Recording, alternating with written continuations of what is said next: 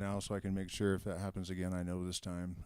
We were almost done, but I wanted to make sure we actually got through to the end. So if you're just tuning in, you have to go back and watch the first hour. Let me see if I can figure out exactly where we were, at least what we were talking about.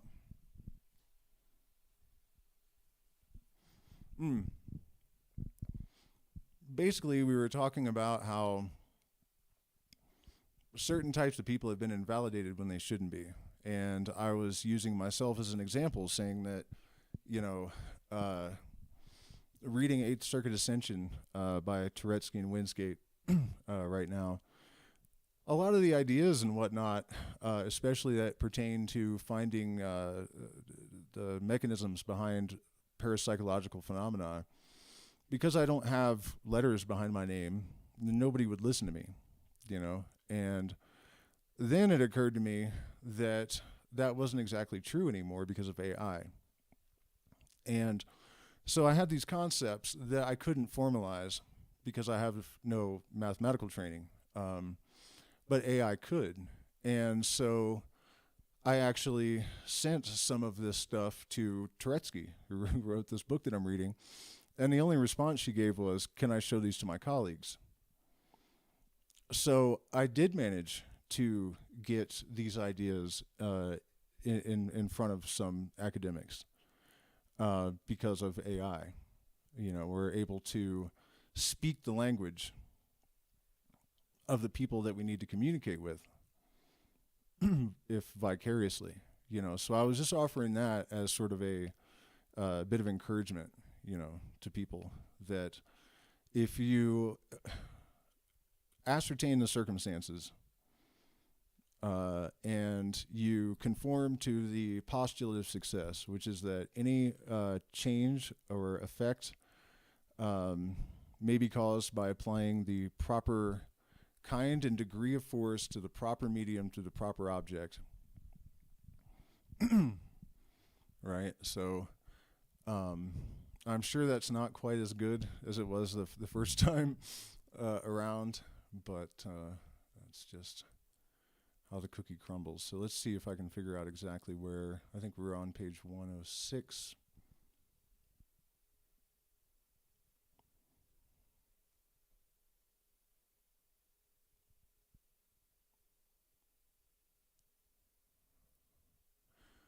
Well, let's just start here. We're talking about stagnation in the astral light and the consequences of that, basically the magnetic current of established ideas and the mass amplifying the pull of that magnetic current. This phenomena, which have quite recently perturbed America and Europe as regards table turning and fluidic manifestations, are simply magnetic currents at the beginning of their formation. Appeals on the part of nature inviting us for the good of humanity to reestablish the great sympathetic and religious chains. As a fact, stagnation in the astral light would mean death to the human race and torpor in the secret agent which already been manifested by alarming symptoms of decomposition and death. For example, cholera morbus, the potato disease, and the blight of the grape are traceable solely to this cause, as the two young shepherds of La Salette saw darkly and symbolically in their dream. The unlooked-for credit which has awaited their narrative, and the vast concourse of pilgrims attracted by a statement so singular and at the same time so vague that these two children without instruction and almost without morality are proofs of the magnetic reality of the fact and the fluidic tendency of the earth itself to operate the cure of its inhabitants. That is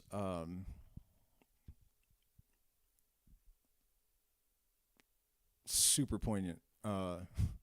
To operate the cure of its inhabitants. So we have right now in Africa and a certain island, it may be in Louisiana or off the coast or something, I can't recall the island, but the rattlesnakes stop making rattles because they know it gets them killed.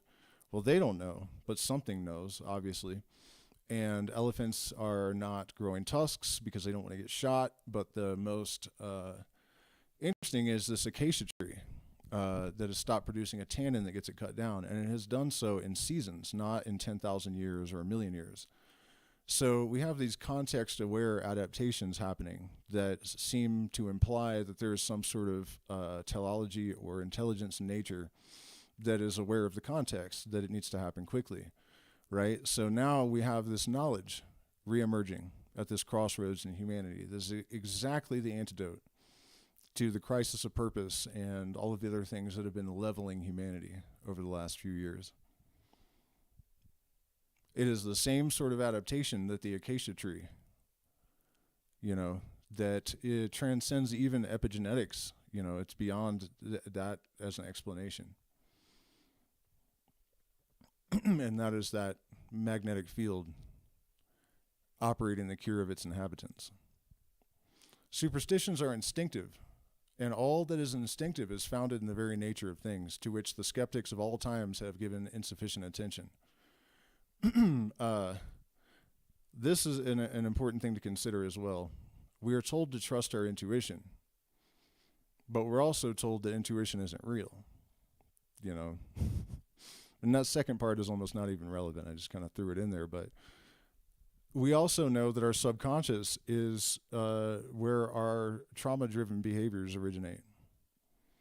This is also where our intuition comes from. How do we trust this intuition that has its source in this diabolical automaton that governs our life? There is an answer, and I'm not going to give it right now because I'm going to talk about it in the narcissist stream tomorrow. But it's something to consider when you're trying to understand the demonization of parapsychological phenomena. It's more than just trying to separate people from their power, although it does that. There is sort of a almost instinctive reason for this. We attribute then all the strange phenomena of table turning to the universal magnetic agent in search of a chain of enthusiasms with a view to the formation of fresh currents. Table turning. We must overturn the tables and disconnect the cables. This place don't make sense to me anymore. Can you tell me where we're going, senor? Is it Lincoln County or Armageddon? Bob Dylan, senor. Tales of Yankee Power. But yeah, a solvent coagula he brought up earlier, the system doing what it's doing now, consuming itself, destroying itself. There's a formula here. The pieces must separate in order for there to be the possibility of movement, right? If you have a machine where the cogs are interlaced, they're going to do what the cogs do. But if there's some separation, they can reconfigure, and maybe this time they're going to reconnect this way. Very crude explanation, but the thing is, if the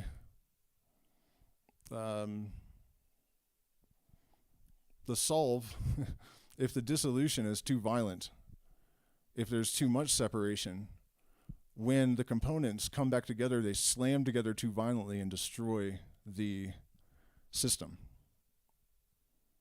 that is undergoing this table turning.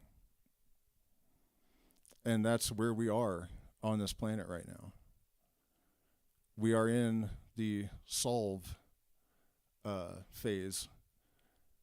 And the problem is that the constituent elements have so much force driving them that the reconfiguration could be too violent. At the same time, that force is potential energy. And if it does not destroy the system, it will become kinetic.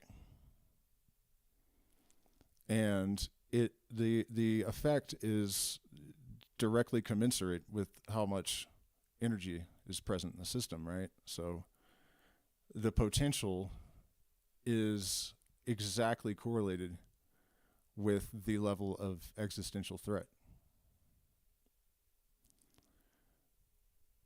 The force of itself is blind, but it can be directed by the will of man and is influenced by prevailing opinions. This universal fluid, if we decide to regard it as a fluid, being the common medium of all nervous organisms and the vehicle of all sensitive vibrations, establishes an actual physical solidarity between impressionable persons and transmits from one to another the impression of imagination and of thought. The movement of the inert object, determined by the undulations of the universal agent, obeys the ruling impression and reproduces in its revelations at one time all the lucidity of the most wonderful visions, and at another all the eccentricity and falsehood of the most vague and incoherent dreams. The blows resounding on furniture, the clattering of dishes, the self-playing of musical instruments are illusions produced by the same cause. This is an interesting bit here on a couple of levels. Let me reorganize my thoughts. Okay, so the eccentricity and falsehood of vague and incoherent dreams. A lot of manifestation coaches want to sell people the idea that anything you think you can just have. If that was true, then every New Age housewife on earth would be driving an amethyst Lamborghini or whatever, you know. Clearly that's not the case. So what is the difference between an effective manifestation and these sort of wish demons and pipe dreams? Alignment with purpose, right? And the law of necessity applies to all things. All universal laws apply to all systems. That includes your goals, hopes, weems, and wishes. So the reality is, if it is some sense necessary and congruent with the amplification and diversification of life and experience, then you will find that your will is reinforced, that the magnetic agent is to some extent at your command. This again is reiterating the travesty of the global crisis of purpose, but also implies how wonderful the rectification, if we can correct this. The miracles of the convulsionaries of Saint Medard were of the same order, and seemed frequently to suspend the laws of nature. On the one hand, exaggeration produced by fascination, which is the special quality of intoxication occasioned by congestions of the astral light. On the other, actual oscillations or movements impressed upon inert matter, such by the subtle and universal agent of motion in life. Okay, so I forgot something. He mentioned the self-playing of instruments, right? When I first moved to the Sacred Valley, I was in this... I was high up, surrounded by peaks that had a lot of caves in them, right? And my guitar, the A string, would just suddenly bong, and it did it all the time. And it was kind of freaking me out, It's like, do I have a ghost in here? Like, what is this? And then someone mentioned to me that there are crystal veins, quartz crystal, and that they're often in plates that touch, right? And so there are shifts. And when this happens, there's a piezoelectric effect. And I thought, holy shit, the caves are amplifying these crystals rubbing together, and I'm getting a sympathetic vibration in my guitar string. By the way, that string was tuned to A440, not 432. So take note of that. And it's funny because when I did this before the audio went out, I told that story, and then I came back and read Oppressed Upon Inert Matter by the Subtle and Universal Agent of Motion in Life, which was happening there. So this really, I'm not just offering a cute little antidote or an anecdote. There's actually a point that there are connections between things that are not evident to the senses, but there's still some mechanism of action, right? There's still a relationship. For example, I used to have a really bad temper, and I was talked into first drinking tobacco and then doing an enema with tobacco. And I did not want to, but I did it. And when I came out, the girl who had administered this to me when I came out of the bathroom, she took my hands and she said, "May whatever you were carrying fall to the core of the earth." And in that moment, the house started shaking. Books were falling off the bookcases, and the owner of the place was a blackout drunk, so I thought he crashed his truck into the house or something. I'd never been in an earthquake before, and that's what happened. Whatever I dropped, I did drop something. Did not cause that earthquake. But it was not unconnected either. And it is through the experience of this kind of knowledge, through this observation, that we are even compelled to look into these things. Right? If that guitar string hadn't rung, I wouldn't have considered looking for the cause. So as long as we've engineered all these blind spots around these things by not acknowledging them, we'll never have a holistic understanding of the universe, and therefore we will never be able to integrate its power into our own being, into our collective being, or its wisdom.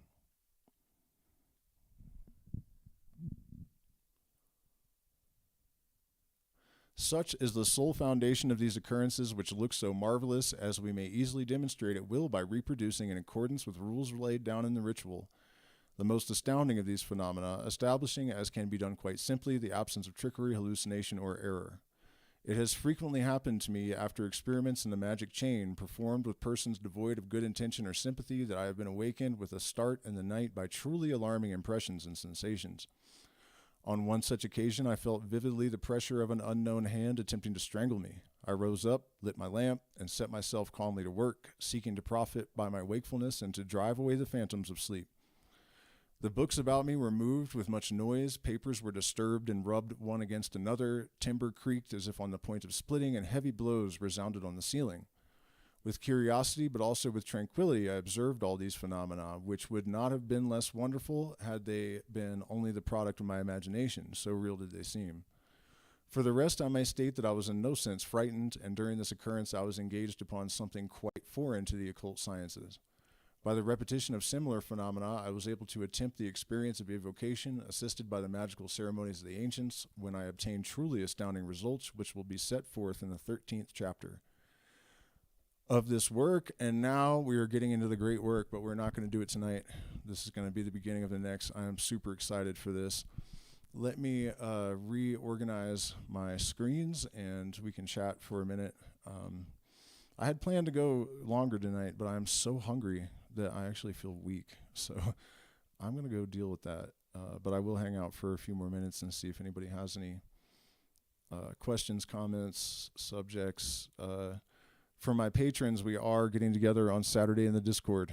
And Sunday's secret stream is going to be a banger, so don't miss that. And if you're not a patron, you should become a patron. Get access to 6 years of premium material, and also you can sign up for blocks of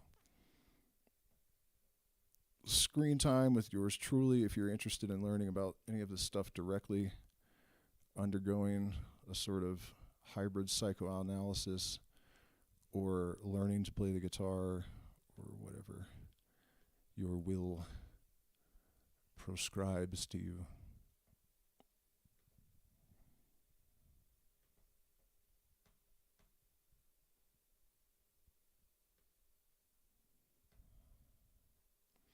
Tomorrow we are on for the Narcissist Parent stream.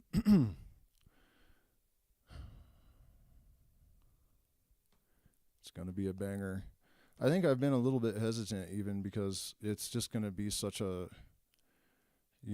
I'm really going to have to dredge up a lot of darkness to do this subject justice. And I think to an extent I've been kind of evading it. I also, the other night I actually probably could have done the stream. It was storming and then it stopped. But somebody had a cookie for sale at a store in town, and it was cheap, and I knew it had cannabis in it, but it was so cheap I thought it can't be strong, it's just going to be a tiny little, and I forgot that I ate it. And I was sitting here contemplating, like, okay, the storm's gone, it's a little bit late. And then like 3 minutes later, I realized that was my last thought, and I had just been staring at the screen, and I'm like, man, what the hell is wrong with me?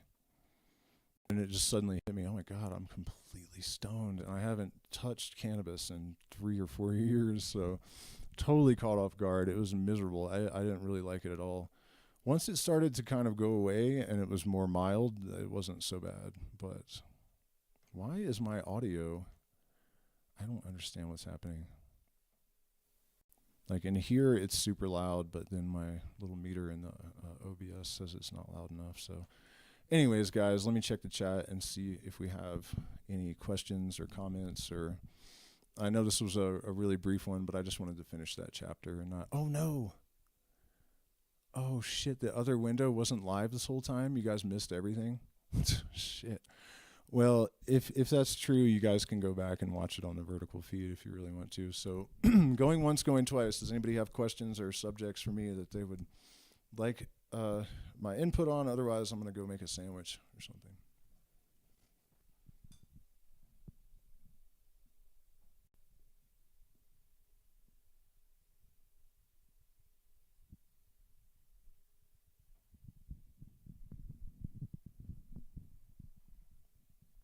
All right. Well, in that case, thank you guys so much. I'll see you tomorrow night. Please hit the like button, share, subscribe, become a patron. And tomorrow night we'll talk about narcissist parents.